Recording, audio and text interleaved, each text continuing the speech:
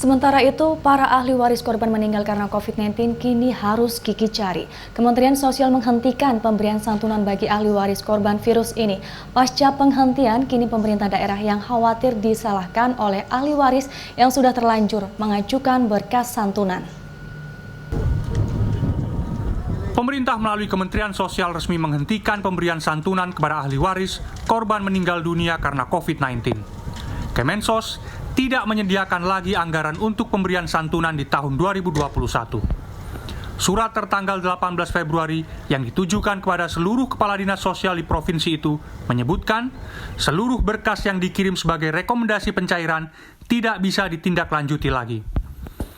Dinas Sosial Pemerintah Provinsi Jawa Timur misalnya sudah mengirim 1.480-an berkas dari ahli waris ke Kementerian Sosial dan baru 76 berkas saja yang berujung pada pencairan santunan. Sementara yang belum dikirim mencapai 731 berkas.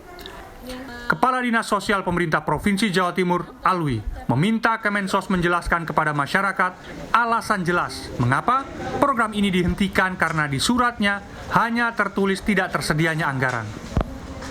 Nah ya itu, jadi kami memahami kondisi teman-teman di bawah, apalagi masyarakat yang sedang tertimpa kesusahan begitu.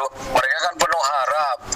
Kita teman-teman di bawah itu semangat membantu mereka untuk mempercepat permohonan agar segera dapat santunan kan gitu.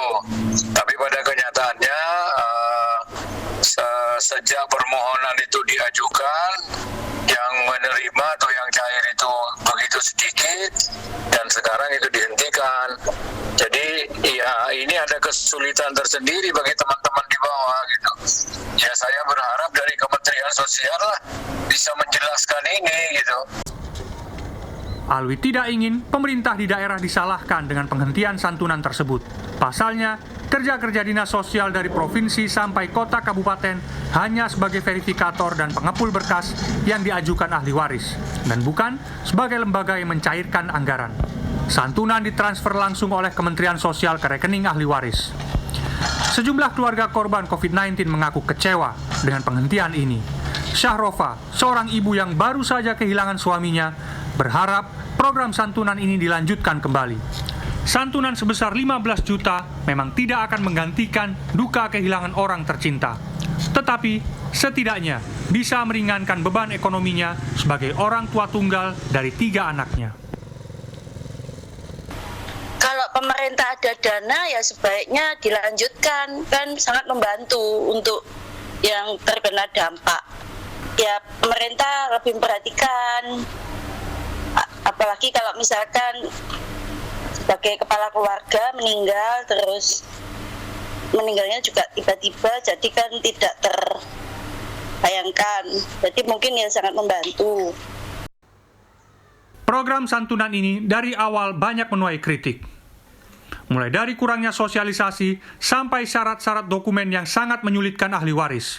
Bahkan ada seorang istri di Surabaya yang menggugat pemerintah kota Surabaya ke pengadilan karena pengajuan santunan untuk suaminya yang meninggal karena COVID-19 ditolak Pemkot.